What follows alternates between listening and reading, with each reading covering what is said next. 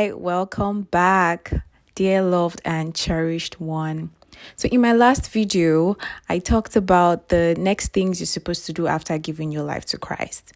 And this is the first one. Find a local church near you where you're going to have to connect with other believers. You are not alone on this journey.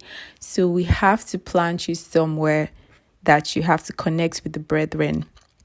Colossians 3 verse 16 says, "Let the word of Christ richly dwell within you, with all wisdom, teaching and admonishing one another with psalms and hymns and spiritual songs, singing with thankfulness in your hearts to God." So it is very important to have a Christian community. Join a local church and find one, whether it is offline, meaning you're going to church physically, or online, you're joining virtual services. Here are some recommendations I have for you to find a local church. If you come from a background where family members or friends or co-workers or people around you are actually Christians, you can talk to them and ask them, what church do they attend? Maybe you can go with them and start attending the church. This also helps. At least this is a good way for someone to even remind you that you're supposed to attend midweek services and services over the weekend. It's a good way for accountability. So talk to family members, friends, people around you, co-workers who would tell you the churches they are currently attending. They can suggest to you the ones they're attending, and then you can decide to attend it. Another way is using online resources. So you can go online and check for local church near you. Your Bible believing church, a Bible believing church. And to be honest with you, don't be afraid to actually visit like a number of churches, like multiple churches. Because when you start out, I remember when I started out looking for a church or where I wanted to be planted in, I had to go to a number of churches. I cannot even count. Sometimes I was in several churches every other Sunday, back to back. Always standing up for first timers, collecting food and drinks. I wasn't ashamed, but I was just exploring. I was just looking for where I could find my ground or where I could serve more like it. But now I have where I go to. I currently attend Daystar Christian Center. It's a church in Nigeria.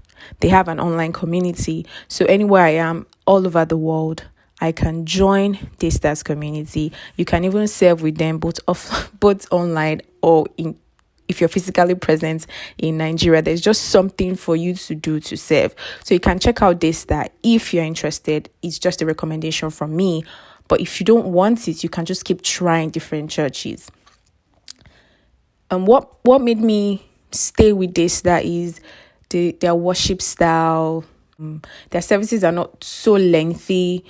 For people that you're always busy, you're always doing something. So their services are not so lengthy. Everything is straight to the point. The community is very loving. You're welcomed well. Like, you're so welcomed well. And they keep in touch. Like, it's just an awesome place. I've been there for quite some years now, over 5 years, and it's been awesome. I don't see myself going any other place. Yes, so that's just Daystar. But you can check other churches, and you would need to pay attention to what resonates with you. So is it the worship? Is it the word? Is it the atmosphere of the church, the people, how they are, the love? Whatever it is, just pay attention to it till you find the one that's the best fit for you.